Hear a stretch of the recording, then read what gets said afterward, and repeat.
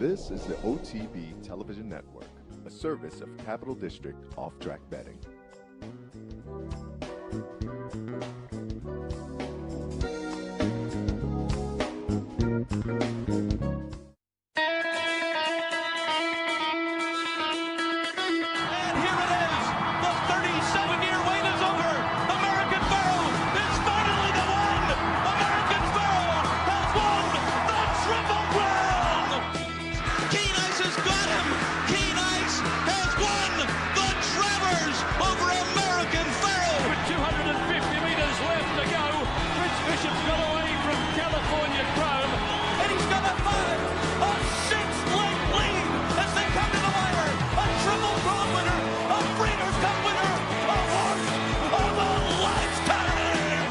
Broadcasting live from the Capital OTB studios, this is Racing Across America with Seth Merrow.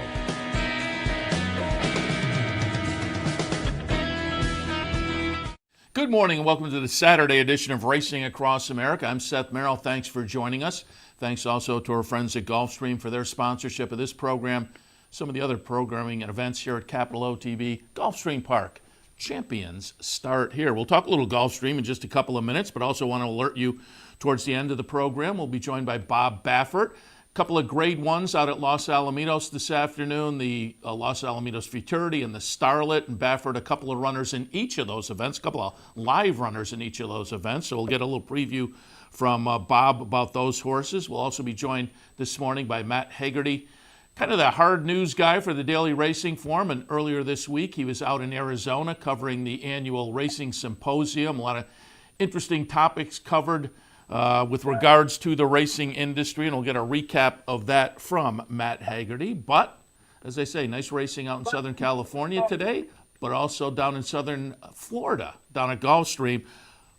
Wall-to-wall stakes action with the Classico de Caribe highlighting things, and last year that was run, and it was certainly a lot of pageantry and a lot of fun, and I'm sure it's going to be the same this afternoon, but some nice two-year-old stakes on the card as well. So reaching out to Acacia Courtney to give some thoughts on some of the stakes action. Acacia, good morning. Thanks, Seth. Good morning. How are you? Very good. Happy to have you on board to talk a little Gulfstream. We had Ron on last week for the opening weekend, the Claiming Crown. Things got off to a bang with the Claiming Crown, having found a nice home down there. And I said to Ron, certainly the Gulfstream meet throughout the rest of the year has kind of upgraded from years ago, and I think that was demonstrated this year when the Todd Pletcher trainee won the stake in September and then went on to win the Breeders' Cup Juvenile Turf Sprint. So all year long, it's nice racing down at Gulfstream. But as I said to Ron, I think you guys just have to be extra excited when the championship meet kicks off. Oh, you absolutely do, and you're right. I think it really it expands and it grows every year, which is really cool to see. And even just the example of the Claiming Crown, how the handle and just the interest of it has progressed every single year. So this was another record year for opening day, which was incredible. And you see just great crowds, people betting with both fists, which is always fun to see as well. And the quality of their racing, I mean, every field on the opening day, it seemed, with these huge fields and huge groups of horses and really competitive races as well. And so today we have the two-year-olds taking the center stage on the early part of the day, and then we have the Classico del Caribe later on, which is the second time that it's being held here at Gulfstream. So it's really cool to be in this meet where there's always new things happening, and we're always trying to progress and do different things. Yeah, and it's fun, and you kind of alluded to it. Field size is what bettors like, and it's certainly with the training facilities down there in the area. You know, Palm Meadows, Palm Beach Downs, you have so many horses to draw from, and just day after day, week after week, those field sizes continue. People love that. And, of course, people love turf racing, and the new turf course opened last week. Any reviews from the riders and trainers and whatnot on the turf course? Actually, it's gotten very good reviews. It was the more than $1 million renovation. It's totally redone. It's that celebration grass, which has really high reviews for its durability, and it seems very safe as well, which is always great. And it's very fair and even. Honestly, if you've got the horse, you can win from anywhere. We've seen outside closers. We've seen horses come up the rail. The first couple of days, it looked like it was hard to to use that early speed and to be able to maintain it. But now it's you've got the horse, you can win from anywhere, which is what you want to see as well. Yeah, it's certainly going to be exciting throughout the season. Up here in the Northeast, we are chomping at the bit to play some turf racing because it was tough with the weather this fall. I know. But we're looking forward and always like to live vicariously through watching the Florida racing through the winter time. Speaking of the championship meet, also want to touch on one of the highlights comes up in really just a month and a half or so, the Pegasus World Cup this year, adding a turf race that's going to be a lot of fun. But I want to tie that into yesterday. I'm wondering if Breaking Lucky, that 8th race yesterday, that was a nice little race. Breaking Lucky for our friends at West Point looked pretty good. I wonder if maybe they have that in their sights at this point. But Breaking Lucky looked good. Shagaf, on the other hand, oof. Shagaf and Biblical, disappointing performances from both of them, I have to say. And, getting to see the horses in the flesh, there was just a lot of questions going into that race. And Breaking Lucky had the recency on his side. His last race was in the Clark Handicap, and this was now his third start for George Weaver. So, as you said, owned by West Point Thoroughbreds and Reeves Thoroughbred Racing. And this horse ran in the Pegasus a couple years ago behind Arrogate. So he's done it before in the dirt race. So he now has a win over this track, so hopefully it's something they're considering. Yeah, I'll have to maybe reach out to Terry Finley or Tom Bellhouse and see if maybe that's on their radar a little bit, because he certainly looked good yesterday, and congratulations to them. And also, I've been reading horses like Gunavera and Bravazzo. It looks like it's going to shape up to be another nice Pegasus. Breaking Lucky, ridden by Luis Saez. And before we get to today, just to kind of recap the past week, opening week, man, Mr. Saez, he's, what is it? He's going for the 4th straight consecutive, whereas Pletcher He's going for the third. Third. Okay. And Pletcher's going for a crazy number there. But Luis Saez off to a really good side. I think he had 9, and I looked at the Equibase stats last night. Second was a tie, Jaramillo and Gaff Leon at 6. So Luis Saez off to another good start. He is, and it's amazing how he kind of picked up exactly where he left off and getting those multi-win days. He had 4 winners the other day, 3 winners, I believe it was, yesterday. So it's totally normal to see him have those multi-win days here at Gulfstream. And yes, he gets live mounts, but he is really good at saving something for the stretch. And especially, as I was saying, with if you have the horse being able to win from anywhere, having that foresight to save something for the stretch and run down to the wire, I think he's a really strong finisher. And it's always fun to see. He takes money, but perhaps not as much as some of the other riders. You can still sometimes get him at a price too. Speaking of price, I'll ask you, because we mentioned on the Handicappers Report earlier, Brian Nadeau looks at Gulfstream for us every day on the website. And so when we recorded the Handicappers Report yesterday, I went back to Thursday. How about the Mark Casse first-time starter paying over $100? Well, with the Gary Barber, great connections. And I'm not saying, I'm kind of red-boarding. I'm not saying it's one that necessarily jumped off the page. I'm just saying with the connections and whatnot, boy, at $100, it's worth putting a couple bucks on. You got to keep your eyes on those. There's a lot of value down there at Gulfstream. There really is. Well, that particular filly, she's by Beauchois, and to see a horse that went for over $100,000 at OBS, I looked at her at the sale, so I was waiting for her to debut. But I think the reason she was such a big price is that Mark Casse but rarely wins first time out. The stats are very, very low as compared to maybe a second or third time out runner. So that's probably why she was pushed aside and being by a lesser known sire. And huge ride by Paco Lopez in there as well. You're surprised to see those connections get 50 to 1, but it was that kind of race that was just so wide open. And they managed to get the big win with her. So I think she's a nice filly with a big future. Yeah, that's what makes the meet so much fun. You get a horse like that. And that's kind of, as I say, I don't want to red board because I didn't use the horse, but afterwards I looked, and I was looking up Beauchois, and that's kind of why I didn't gravitate towards that horse. It wasn't a name that jumped out at me, but he's kind of an under the radar,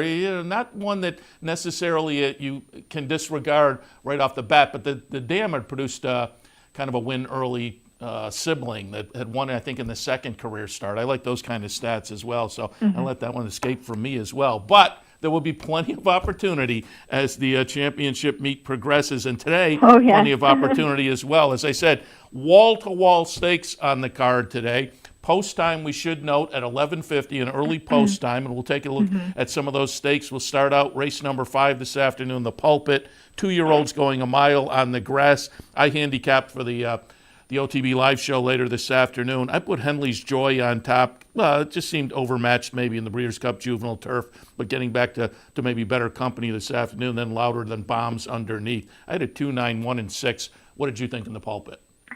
I'm kind of in the same vein as you. I think that Henley's Joy is going to be far and above the one to beat. That colt is my early pick 5 single in the cash out leg there, but this horse has really done nothing wrong except for that Breeders' Cup try, which, again, as you said, it was a Breeders' Cup Juvenile Turf. It was on yielding turf ground at Churchill as well. I think getting back to firm turf is going to be key. Tyler Gaffleone, I like that he's riding again because he really knows this horse quite well. He even rode him in the Breeders' Cup. And I actually thought going in that this was a colt that might have had an outside chance in the Breeders' Cup Juvenile Turf, but I just don't think he ever really got over the ground or was ever really in any good position. I think he's coming back to his best spot. He was just a nose away from being a Grade 3 winner in the Bourbon last time out. And I know that he's a maiden, but I actually really like Life Mission quite a bit. We were talking about Louis Saez. That's the one horse in here. He's another one that's been running on softer ground in his last couple of starts. But last time out, and the short comments is steadied at the start, but he was pretty much left at the gate and was at the back and came with a really good run, just kind of spinning his wheels on that softer ground. So he's a maiden, but if he's any sort of little price with Henley's Joy taking a lot of money, I'm going to be using him underneath as well. Yeah, and as you note, the 3 North American races all on less than firm turf courses, so it's going to be interesting to see what he does on a firmer ground this afternoon. Race number 6 at Gulfstream this afternoon, the Wait a While. This is 2-year-old fillies going a mile on the turf. I used the Chad Brown runner, the number 1 horse coming over from Europe, 7-2 on the morning line. Given the connections, I'm wondering if that'll hold up, but hopefully it does. Castellano on board, a bit special underneath to me. Looked interesting as well, coming out of a stakes win at Gulfstream in September. I had it 1, 4, 2, and 3. What did you think in the Wait a While? Well, I really like the 4 a bit special quite a bit in here. The number 1, Queen Meb, I think is how you say it. Coming I didn't even attempt. Did you notice that? I know. I'm going to try later on, so we'll have to confer with our track announcer, Pete Aiello, as to how he's saying it. But as you said, these are connections that you absolutely respect. A couple of good races over in Ireland for this filly. She's a filly by Kodiak, and she actually, 3 of her siblings were winless, and 1 was just 1 for 11 in England. So there's not really much good running pedigree on the bottom side so far. So I'm curious as to what we get from her. She certainly looks to be the strongest foal that this mare has produced so far. But Javier Castellano back, he rode in the International Jockey Challenge in Hong Kong earlier this week, so we're happy to have him this weekend here at Gulfstream Park. But a bit special, Romero Mirage is an apprentice who's done very, very well here at Gulfstream, and obviously he has to ride without the weight allowance in the stakes company, but he's handled this filly so well in his last couple of starts. And then you've got the 2 Aunt Hattie, who won first time out for Bill Mott, another barn who doesn't necessarily win first time out, kind of races them into fitness. But this horse won on a yielding turf in maiden special weight company up at Aqueduct. It got a 70 buyer speed figure for it, and I think anytime you see a Bill Mott horse that wins first time out, that's one you've got to take a look at as well. Yeah, I agree on Aunt Hattie. That was a nice debut effort back at the beginning of November, so we'll see what happens in career start number 2.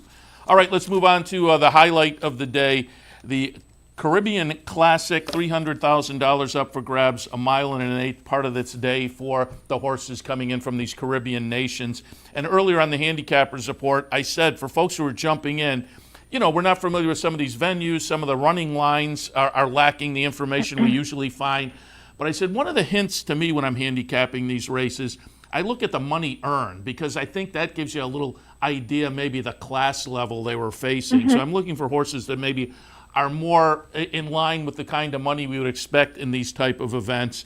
And in this race, I'm taking a shot against the Mexican Kukulkan, if I'm pronouncing that correctly. 13 for 13. Kukulkan, okay. 13 for 13. And we're going to take a look here at the Jockey Club Mexicano. I pulled up the stretch run just because I wanted people to be able to take a look at this horse. Found this one on YouTube. This is going back to the summertime. But again, this is an undefeated 13 for 13. I'm going for Bukowski, though, on the outside, the number 10 horse. Comes in from Venezuela, also with a very good record. 7 exacta finishes, 5 wins in 8 starts. And I'm just wondering if maybe the Venezuelan class is a little bit better than the Mexican class. We'll find out this afternoon, but I have it 10-5, 3, and 6. What are your thoughts on the Classic? I didn't try to pick against Kukulkan here.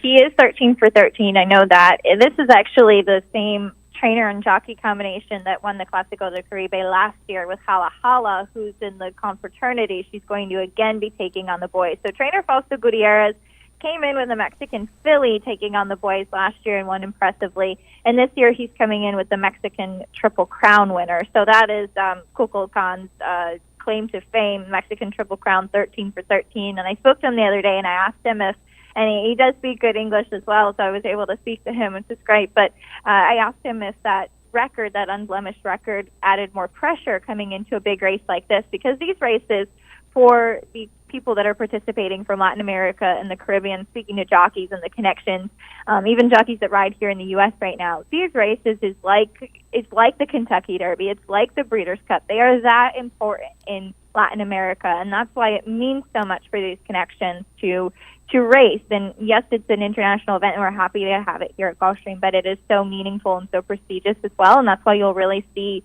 so much pageantry and pride here on the track today, because they work all year for this one day. So I think that Kukulkan, watching his works in the morning, that's really been the tactic that I've used. I've tried to find as many of the races on YouTube as I can, but I've been really watching how the horses have been training. I've gotten to see almost all of them paddock school as well and been taking notes.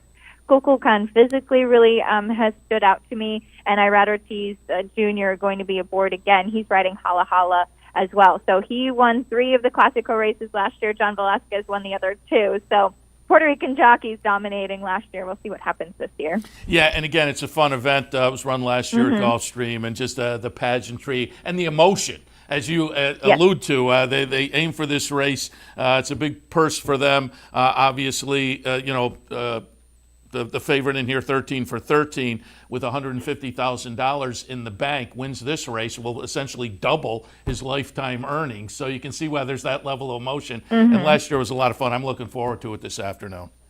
Me too. I mean, you'll see people with flags in Puerto Rico and in other countries when they have the Clásico. Usually people actually run onto the track at the end of the race, and obviously we don't do that here in America and at Gulfstream. But last year there was somebody that tried to jump onto the track, so keep your eyes out. You never know what's going to happen. Looking forward to it. And again, in early post time, things kick off today at Gulfstream at 11:50.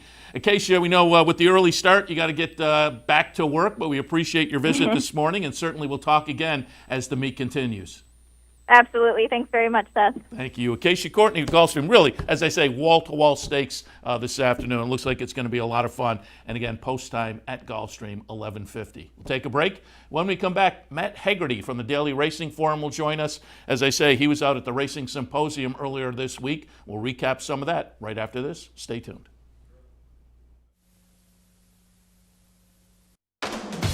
Visit Rivers Casino and Resort, the Capital Region's only destination for live table game action and the hottest new slots paying out millions.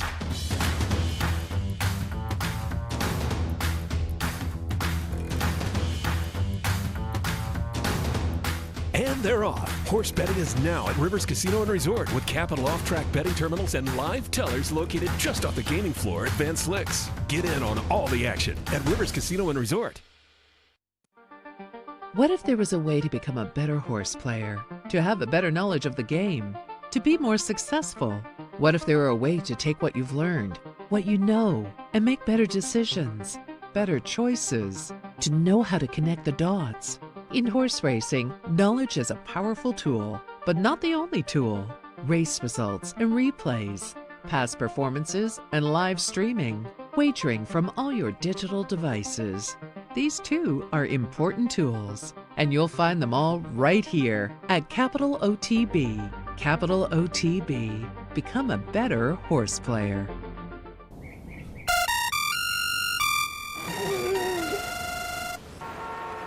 Come on!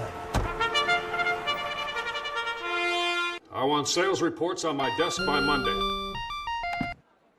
Whoops. My bad. Love racing? RTN brings you every live simulcast on your home television, plus live video streaming and race replays on your PC and mobile devices. To order, visit rtn.tv. RTN, a breed apart.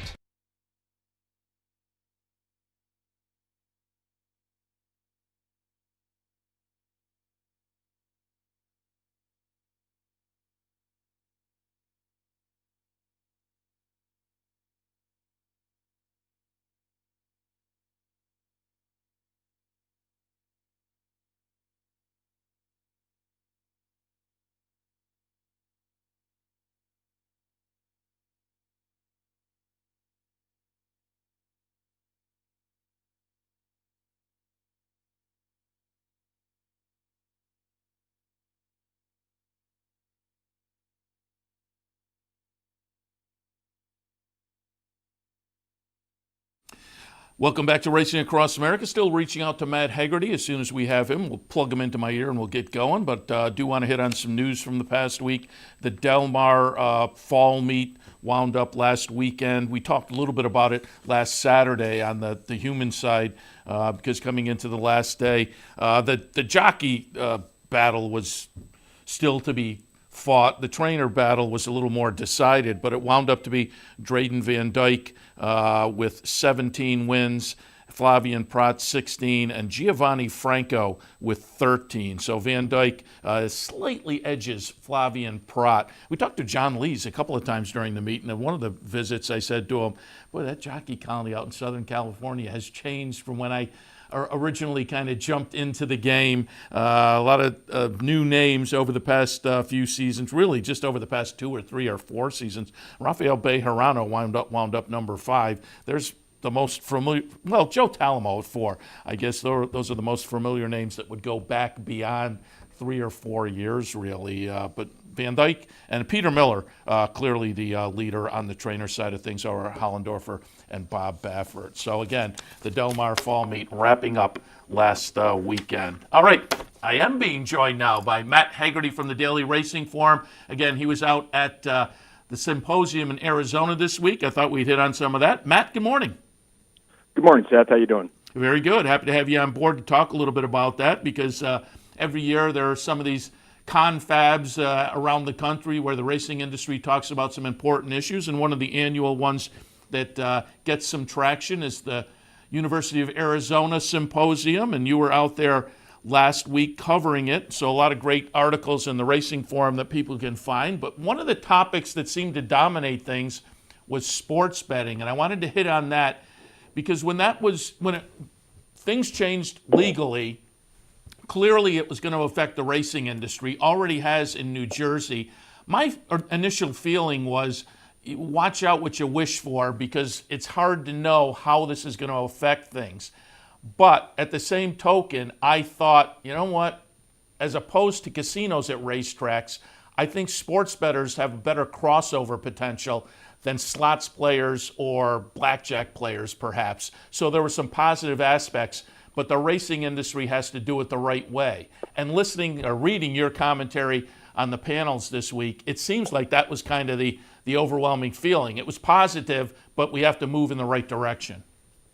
Yeah, and I think probably if you take everyone's opinions together, you'll probably find that the best result for the racing industry is for them to be able to do the same thing as other gambling operators in the state. If they are going to legalize sports betting, then racetracks should have the ability to offer that to their patrons.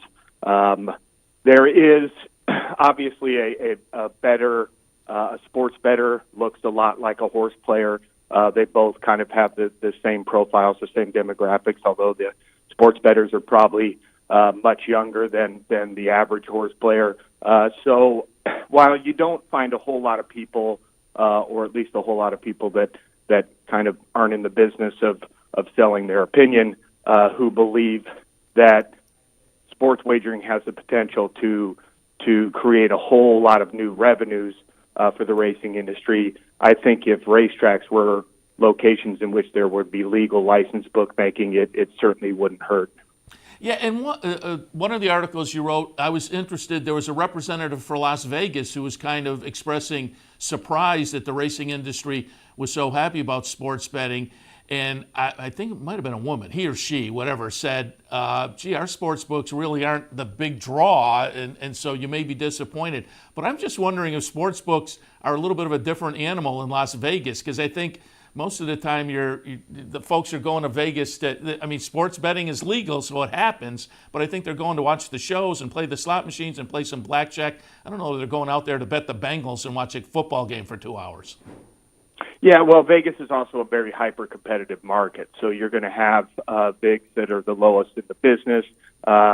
You're going to have player tracking systems that are rewarding the people that are most loyal. So it's a different animal than, say, New Jersey, where I think at last count there are 11 bricks and mortar, or 9 bricks and mortar, including the 2 racetracks, then the online operations that each one of those licensees is entitled to. So when you have that kind of market saturation, it's going to be a much slimmer margin business. So it's not a great parallel, but at the same time, you're talking about fixed odds wagering in most of these cases. To properly run a sports book under a fixed odds dynamic, you have to be able to lay off bets. You have to be able to manage your risk very well if you plan on making a profit. So Vegas does have a little bit of a different business model there, where you have to offer a sports book to keep people in the casinos, even if it isn't a big money generator for you. It was also interesting, they were comparing to Australia, which, according to what some of the panelists were saying, Australian racing benefited from sports betting, but they had to modify a little bit. They had to maybe tweak the racing product a little bit to pull over some of those sports bettors. Yeah, and in Australia they offer a lot of things that they don't offer here, and some things that are just no-brainers, where you hear people talk about them at conferences, for the past 10 years, and you just don't understand how the racing industry in this country hasn't embraced them. One would be Flexibet, which is a way of betting below the minimums, where you can say, okay, I just want a $200 pick six. These are all my picks, instead of having to multiply it by the base minimum wager or whatever denominator you're using. So when sports betting came in, a lot of operators got into the business, and they started offering kind of these innovative things, betting during the race, things like that, which would be far easier in the U.S. if the laws were opened up here, in which you could offer fixed odds betting on horse racing. I think actually that's a natural outgrowth. I do think you'll see some of the more progressive racetrack operators in states in which this is going to be legalized in the future, that they're going to push for language in these laws that says horse racing can offer fixed odds wagering right alongside parimutuel. None of that would hurt horse racing, I don't think. It's going to be a much different gambling market once these markets do open up, and horse racing needs to be able to offer a variety of wagers in order to compete with the sports betting business. Also, there was discussion with sports betting coming in from some of the experts in betting and sports betting that obviously with gambling now on sports, legal gambling on sports, there may be a more focused approach as far as integrity on sports in general, because obviously if there's betting, you don't want any hanky-panky going on, but that will have to translate over into the racing game as well if you're going to want to attract those sports bettors. Yeah, I have a pretty strong opinion on this. I think a lot of these leagues, a lot of sports are and together with casino operators and people who want to offer sports wagering, are going ahead really, really quickly as far as to get all these betting laws passed and to open up these markets. And if they're not careful, they're going to open themselves up to some problems on the integrity front. You've seen that pretty much around the world. We've seen it here in the U.S. even when there wasn't legal sports betting. So I think they have to be careful not to put the cart in front of put the cart in front of the horse here. You're going to have robust integrity programs in place to make sure that you're not targeted by a lot of interests that frankly aren't going to just be in the U.S. They're going to be in foreign jurisdictions as well. So I would caution any of these constituencies that are going forward to make sure that they have some really tough wagering monitoring systems in place and the ability to enforce against any violations that might occur. You know, I hadn't even thought of that until you brought it up, but that is a great point. If you write the laws and enforcement is part of that, which it probably should be, but a lot of the betting action, you know, you certainly a lot of folks are going to want to bet soccer and European soccer, and how does our enforcement mechanism translate overseas? That's a great point. Yeah, and you see it actually in the lower leagues. You know, if you can offer wagering on anything, tennis. The tennis example I think is the best one. There is something like 3,500 pro, semi-pro tennis players, and yet only about a tenth of those people actually make a living from playing tennis. If you start offering betting on anything that moves under the sun, you better be prepared for people targeting those people who have a better opportunity to make money in the gambling markets than on the course. Yeah, interesting. Also, another cautionary tale for the racing game. Some folks talking about the recent legislation or the recent change in the laws down in Florida with the ballots in November. Really, dog racing on the way out. If people aren't familiar with that, they've essentially voted it out down in Florida over the next couple of years, and given Florida and its prominence in the greyhound industry, kind of means the end of the greyhound industry. My thoughts on that has been over the past few weeks as I've kind of reflected. I think we have to continue to make sure horse racing stays in the mainstream of the media and in the consciousness of folks, because I think the greyhound industry just disappeared, and so when the greyhound racing forces came in, there just was not enough support to battle back these kind of measures, which happened, just a month ago in Florida, but a couple of years ago up in Massachusetts as well. But this was addressed out in Arizona as far as, the horse industry better take note of what happened in the greyhound industry as a cautionary tale. Yeah, and your first point is spot on. This is the reason why it hurts when racing loses live racing in big markets. This is the reason why the racing industry itself should be policing the racetracks that are simulcasting and doing everything else. This is the reason why you need nice venues for people to go to. If you do lose that anchor in the public consciousness, if you ask 100 people on the street, especially considering how many people say that animal welfare is one of their biggest concerns. And if you ask them on the street, hey, should horse racing be banned? If they know nothing about horse racing and have never been to a track and don't know anything about horses, they're going to say yes. Now, it was a little different in Florida in the sense that you had dog tracks that basically said, we don't care, take the dogs away from us just as long as we can keep our casinos. That obviously sounds familiar. There are certain jurisdictions out there that probably wouldn't mind losing their attached horse racing operations as long as they can keep their casinos.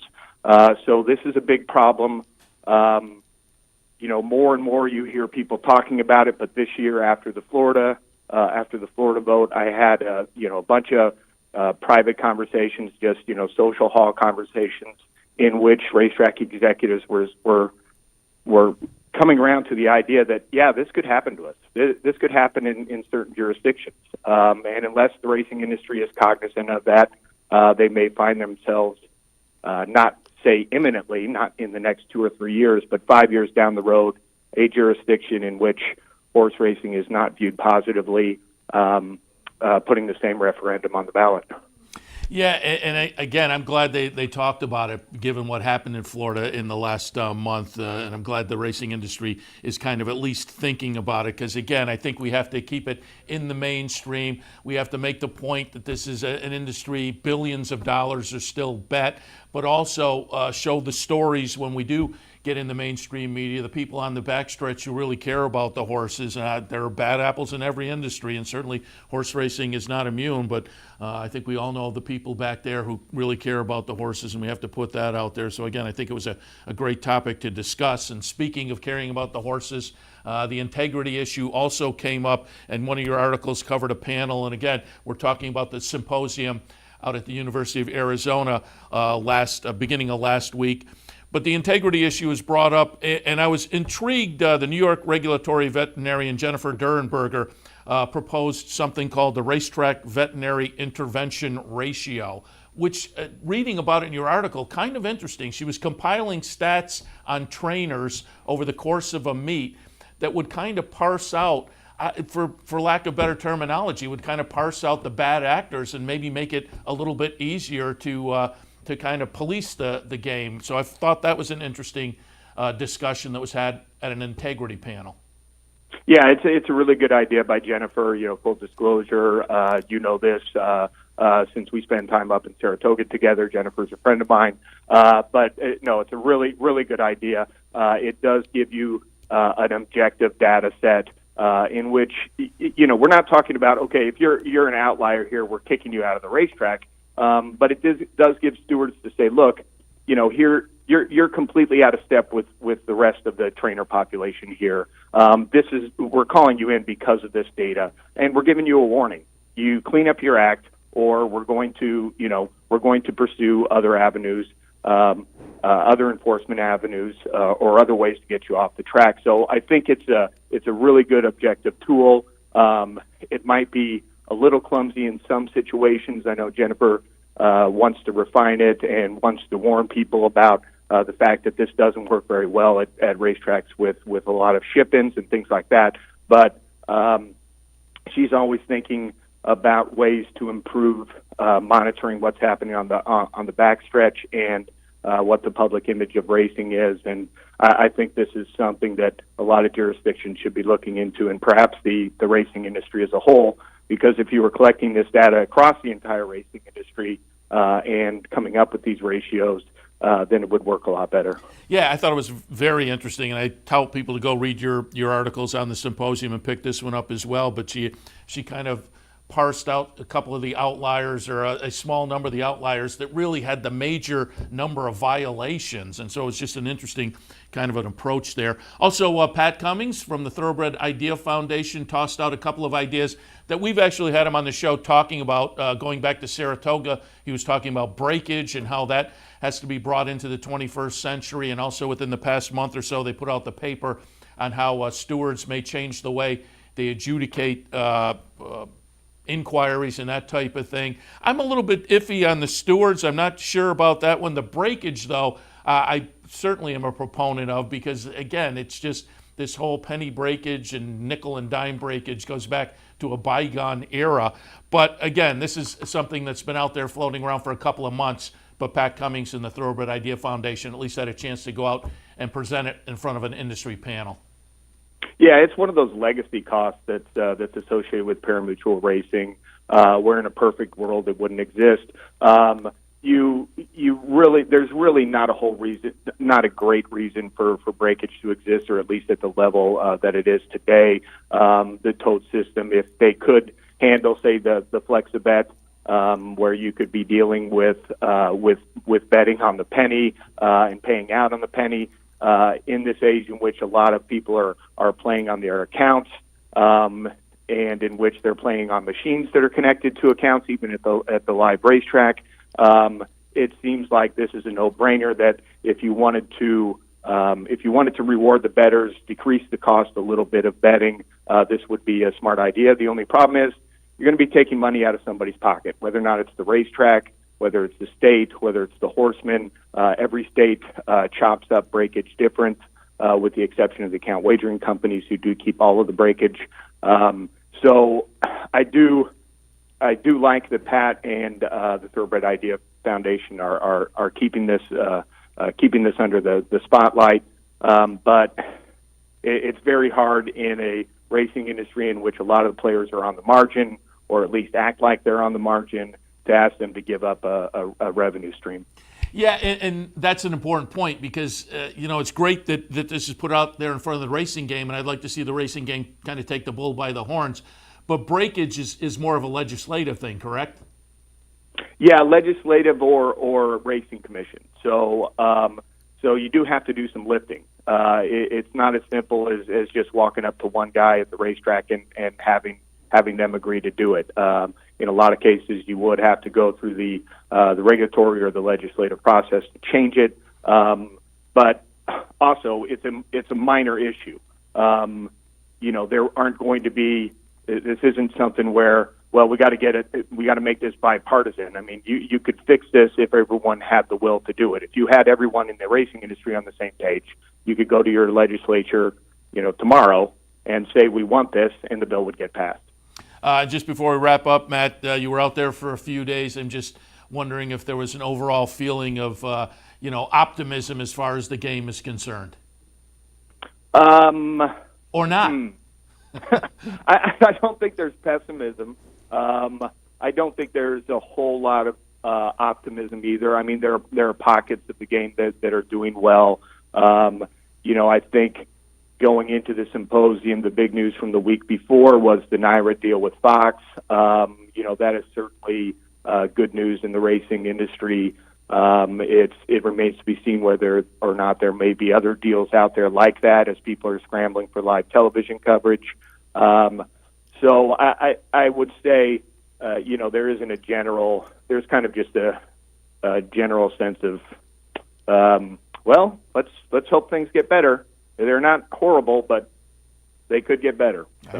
I hear you. All right, Matt, again, appreciate the visit this morning. And as I say, I'll tell people to go to drf.com. Matt had a series of articles earlier this week on the symposium worth checking out. Matt, again, thanks for the visit. We'll talk again. Thanks for having me on, Seth. All right, Matt Hegarty from the Daily Racing Forum.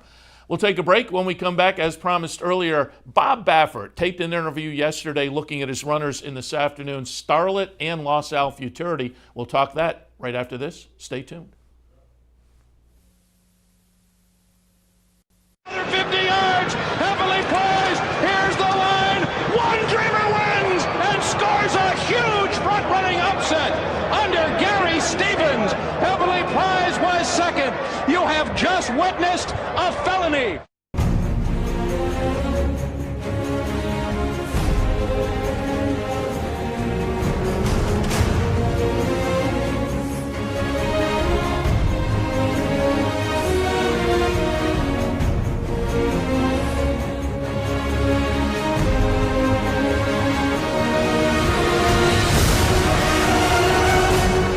Sign up today for Capital OTB's handicapping series and plan your trip to Las Vegas. Runs at him with 1 furlong to run. They've let flat out behind. Fort Larned digs in. Mucho Macho Man runs at him. Fort Larned, Mucho Macho Man. Fort Larned with the heart of a champion. In a recent study of some of the top online wagering sites, Capital OTB won big in total player rewards, far surpassing some of the best-known wagering sites in America. While other rewards programs simply offer you points redeemable for gift cards, Capital OTB's rebates are paid to you in actual cash. Plus, Capital OTB gives you full and immediate access to your money. So if all you're getting now are points and gift cards, join Capital OTB Player Rewards today and get cash back. Visit CapitalOTBBet.com and sign up today.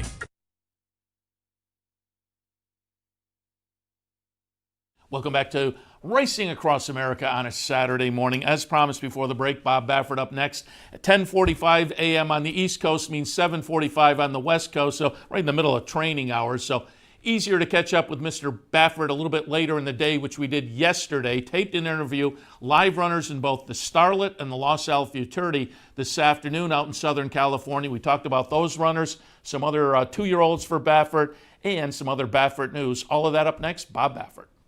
Los Alamitos, the Grade 1 Futurity, the Grade 1 Starlet. Bob Baffert with a couple of entrants in both of those races. Bob, good morning. Good morning. Thanks for having me. Happy to have you on board to talk a little bit about some of the racing on Saturday afternoon and maybe a couple other horses as well. But before we get to that, as I was researching last night, I was out on the internet, and I want to get your thoughts because it's kind of cool. The local newspaper, and you can correct me on the pronunciation if I have it wrong, but your hometown in Nogales has declared January 13th Bob Baffert Day. You still have family there, and how did you feel about that? Yeah, that's my birthday, actually. And so, that was pretty cool. I heard about it through somebody. One of my brothers picked it up, and it took me 2 Triple Crowns to get it, but I'm a household word now in Nogales. And did you see we have the picture up? I pulled a picture from the article that was online. I guess they're negotiating or considering buying the painting to put in City Hall. It's you and the 2 Triple Crown winners. It's a pretty nice painting. Yeah, the body on it looks like Arnold Schwarzenegger's body with my head on it. That's but okay. It's pretty cool, though. I mean, maybe if I ever get a speeding ticket there, and next time I'm in town, they might let me off. That's right. You get the little sticker. I had a day named after me. Give me a break here. Yeah, very good. All right, let's get some thoughts on Saturday afternoon because, again, a couple of nice races out at Los Al, and you have some potent entries in both. Let's start out with the Los Al Futurity. Grade 1 event, $300,000 up for grabs, a mile and a 16th. And you have 2 in here, Improbable and Mucho Gusto. Let's go to Improbable first, and we're going to pull up the Street Sense from Churchill Downs on November 2nd. Watch the stretch run. Improbable will be the number 2 horse. Talk a little bit about how he came out of that race and how he's coming to Saturday afternoon. Yeah, the thing about Improbable, we've always been very high on him, and he always drew inside. He's never had a good post, and he still didn't have a good post. And the Street Sense is pretty good race because he had to stop and go a couple times. He was down the backside. They had him trapped in there, but he had enough speed to get away. And then when he finally straightened out, he just caught another gear, and he's got a beautiful stride. If you watch him, it really jumps a long ways, and so. We've been pretty excited about it, and he couldn't be coming into this race in the Futurity any better. So, I'm hoping, we're hoping big things, but they have to go 2 turns until they do it. You never know. Yeah, that was going to be one of my questions because the race we just looked at was a mile, but the 1 turn at Churchill Downs. But I wanted to touch on also, I think we pulled up some video from the workout just the other day, December 3rd. Nice bullet, 59 and change. But I was intrigued as I looked at the PPs. Since that Street Sense, you've worked the horse 4 times. 4 furlongs, 6 furlongs, 7 furlongs, and the workout we're looking at 5 furlongs. What was the game plan on kind of the diversity in the workouts? Well, I just do that, just to make sure that, give him every chance, when he turns for home. It's a grade 1. It's very important. And I give all my horses. I like to have those horses really ready. So, a lot of horses, they get hurt if they get tired, and so, and when you have a horse that is that kind of horse, the last thing, I don't want him to get tired because that's when they get hurt. So he'll be ready. I mean, if he gets, I want him to, bring his best that day, and I pointed for it. So this is it. And as I say, there's no excuses. Yeah, what we're looking at was just the other day the nice bullet 59 and change, and this is a WinStar China Horse Club horse. How did they decide? How do those horses get parsed out to the different trainers? How did you wind up with Improbable? Elliot Walden. And I guess they figure it out. I've never asked them how they do it. I don't ask questions. They just show up. So I'm very fortunate that I've been lucky to get a good one. Yeah, and don't question success, I guess. Also, Mucho Gusto Saturday in the Futurity. Mucho Gusto. Mucho Gusto. Well, that makes Come on. Yeah. No, you're right. Yeah, I should. He sounds like a horse from Nogales. Nogales. Yeah, you're right. I should have figured that out. The Bob Hope on November 17th. We're going to watch. He'll be the number 3 horse in here. Talk a little bit about him and how he came out of that race and how he's coming into Saturday afternoon. Yeah, he's. He's going to.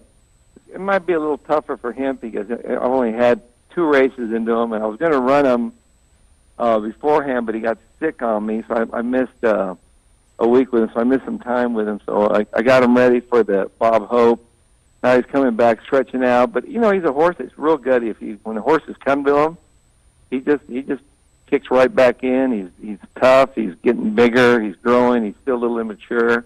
But, I should handle 2 turns. But he's going to be tough. I think he'll be right there. And again, both of these will be trying the 2 turns for the first time. Are there concerns, or is it, as you kind of are alluding to, until you try it, you just don't know? You know, I never said 2 turns. I've always been a little bit leery. You know, even American Pharaoh, first time I sent him, I thought he could do it. He turned for home, and there'll be like a couple of seconds where I'm thinking, okay, don't let me down. And then they just kick on, and you go, okay, he can do it. And so I've felt that about all my good horses. But and when they turn for home, it's a longer stretch, so they really have to come down. You know, they have to really kick. So, but you know, good horses, they find a way to get there. And let's move on a little later in the day on Saturday. The Starlet, again, Grade 1 event, this one for the 2-year-old girls, and you got a couple in here as well. We'll start out taking a look at Mother. Go back to the Rags to Riches at Churchill Downs. She's going to be the number 2 horse in here and gets it done. This was career start number 3. Broke the maiden in the debut at Del Mar, then ran second behind Bellafina. And then the race we're looking at here, how'd she come out of the Rags to Riches? How'd she come into Saturday afternoon? Yeah, she's doing really well. I mean, she's a fast filly. She's a big, lank, gangly filly. She's changed a lot. And her first maiden race was just unbelievable. And then she went through like a growth spurt there, got taller and longer and leaner. And so that's why I didn't try to run her in the Breeders' Cup. Put her in that spot. She's got a lot of speed. I think she'll be up there on the lead or pretty close to it. Her weapons are her speed. And at Churchill, she got out there by herself. It was really windy that day, and he said she was, you know, needing some company, but she'll have plenty of company this time, you know. But she's coming into it great, and I couldn't be happier with her. What was the game plan? You already said why you chose not to go to the Breeders' Cup, but why did you choose Churchill for that stake start? I wanted to, races don't fill around here in California. Yeah. Like, you can't get a non-2, so we're a little shortage of good horses. So I put her on a plane, see how she's going to handle shipping for down the road, handle it really well. And so I thought that was a good spot for her. It looked like she had him over the barrel, and she showed up. And then came back, been working really well. Distance, you just don't know. Also, you have Chasing Yesterday in the Starlet. We're going to watch her in the Desi Arnaz from November 12th over at Del Mar. A field of 3. She wins it as the favorite. She'll be the number 4 horse in here. This was win number 3 and start number 4. We saw her up here at Saratoga, just up the road from us. Kind of threw in a clunker that day, but as I say, 3 for 4 otherwise. You have any excuse or did you find anything that you can point to for the performance in the spinaway? No, she just, the track was really deep that day, and speed wasn't really holding, and she got away with him and got behind, and she was just sort of chasing, got dirt for the first time, and she just, I don't know, she really struggled. She didn't show up, and I think it was a little bit too much for her. You know, she wasn't ready for something like that. So that's why I brought her home, just backed off on her a little bit, let her, and she was smaller than that. She's starting to grow now. She's really filling out into a really nice filly now. So, but, she couldn't look any better. And I think distance, she's going to be okay with distance. I think she'll handle it. And she has good, she's a stalker, so she's in a good post position. So, but I think, I don't know how good the filly that won at Aqueduct, she looked like she ran a big race last time. So I think it's a very competitive race. The horse that ran 3rd in the Breeders' Cup. So I think that race is more competitive. I don't think there's a standout in there. Yeah, I agree. It's a field of 6, but it looks very competitive, the Starlet. Yeah. But again, some nice runners on Saturday afternoon, a couple of Grade 1s out at Los Alamitos. But I also wanted to get maybe an update on some other runners, because a couple of weeks ago, and this was incredible. A couple of weeks ago, they had the first Derby Future Pool, and of the 22 individual entrants, you trained 7 of them. A couple of them we've already talked about with Improbable and Mucho Gusto. But I wanted to hit on a couple others and get some updates maybe, and I wanted to start out with taking a look at Game Winner. We'll watch him win the Breeders' Cup Juvenile, obviously on his way, you would assume, I think pretty safe to say, to an Eclipse Award off of this effort. But give us a little update on Game Winner. How's he done since the Breeders' Cup Juvenile? And do you have any game plan for him as we turn the calendar page? No, I haven't set up a game plan yet. I got some ideas that I'm just tossing around right now with the owner, but I'm just having him in very light training right now, and so he's, I just want to make sure that he stays healthy and for the classics, but I'll figure a couple preps there maybe. I'm not sure what I'm going to do. And as I noted, you had 7 of the 22 in that Derby Future pool. It's a great problem to have, but is it a little bit of a chess match, kind of trying to figure things out? Because obviously, running 1, 2, 3 in a stakes race out in Southern California isn't as good as winning 3 stakes races at various parts around the country. And certainly we've seen you on the Triple Crown Trail go successfully to Oaklawn and some other venues. So as I say, do you plan that far out, and is it a chess match as you try to place your horses on the Triple Crown Trail? No, as we get closer, we just nominate everywhere, and whoever's doing good that week runs in that spot. So we'll put them on a plane or whatever. So I don't like to get ahead of myself. That's a long ways off because these horses, they change. They can change every week, whatever. So I'll just wait.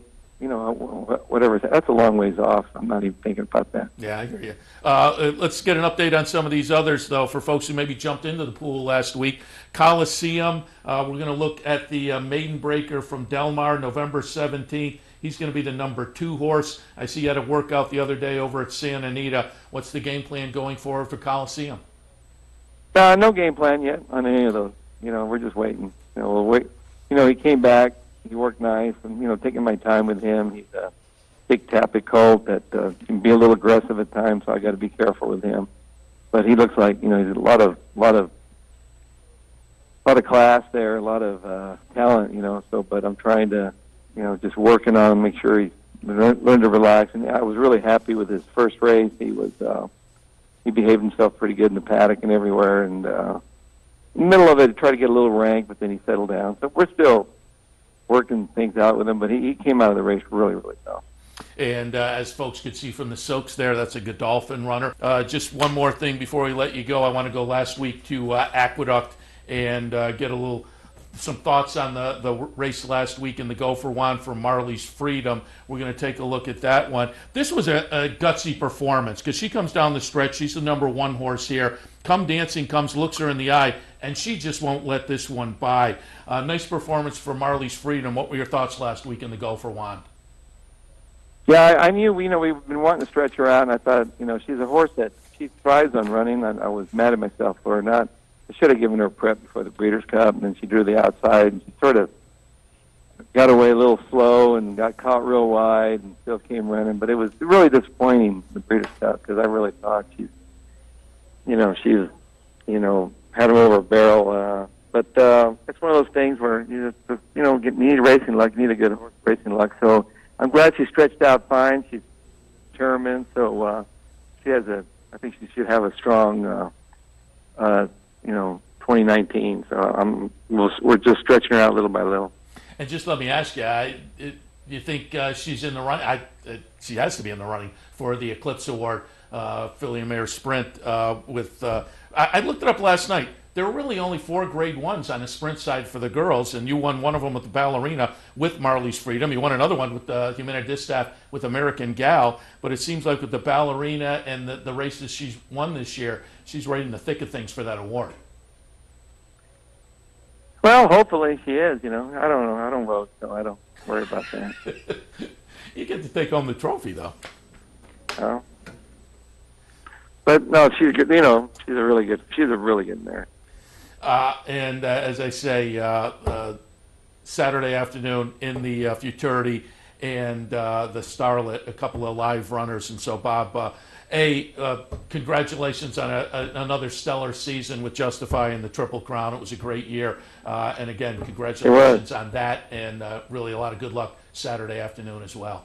We're just trying to find the next Pharaoh Justify. Yeah, well, irrigate. It looks like you have a few that have the potential there, and we may see a couple of them on Saturday afternoon. So again, wish you a lot of good luck. All right, thank you. Thank you. All right. Bob Baffert, again, live runners in both the Futurity and the Starlet on Saturday afternoon, and a plethora of 2-year-olds. Yeah, it doesn't seem like he's going to have trouble finding at least some solid contenders along the Triple Crown Trail. He's loaded. 7 of the 22 individual entrants in that Derby Future Pool won. So there's the potential there that he'll have another good Triple Crown season, and we'll get some ideas certainly this afternoon in the LaSalle Futurity and the Starlet on the girls' side. Keep in mind the LaSalle Futurity race number 5 out there will go off about 5:28 our time, 5:30 our time, and about an hour later at about 6:30, race number 7 is the Starlet. So keep that in mind here on the network a little bit later today. Also want to remind you, overnight, great international racing, Hong Kong international races, and you can catch those for the more prominent races internationally are run at this time of year out at Hong Kong. The Hong Kong Vase, the Hong Kong Sprint, the Hong Kong Mile, and the Hong Kong Cup. They will all be at Sha Tin and on the network overnight tonight.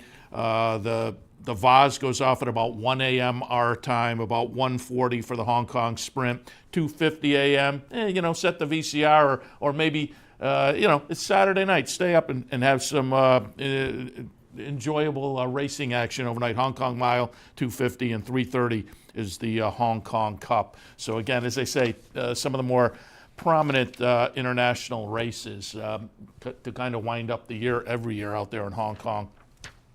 Also want to mention earlier this week they did the International Jockey Championship out there, and want to mention that because Javier Castellano was one of the jockeys. He wound up 4th in that International Jockey competition at Hong Kong Wednesday.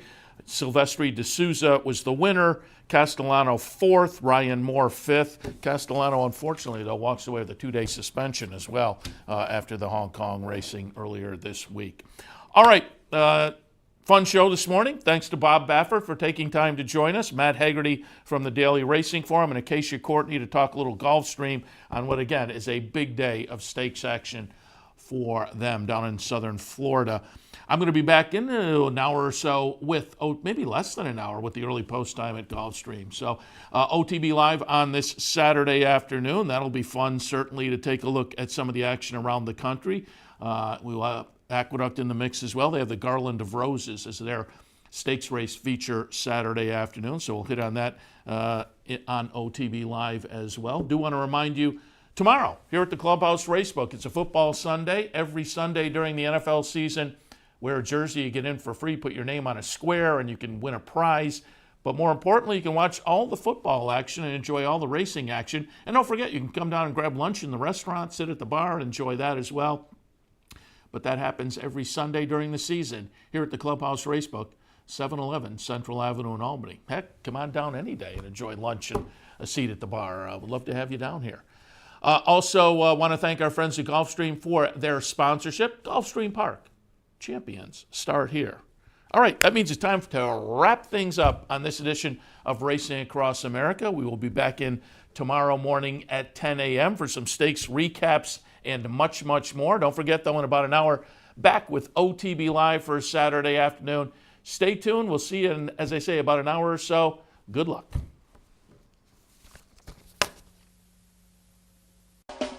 You're watching OTB TV, a service of Capital Off Track Betting.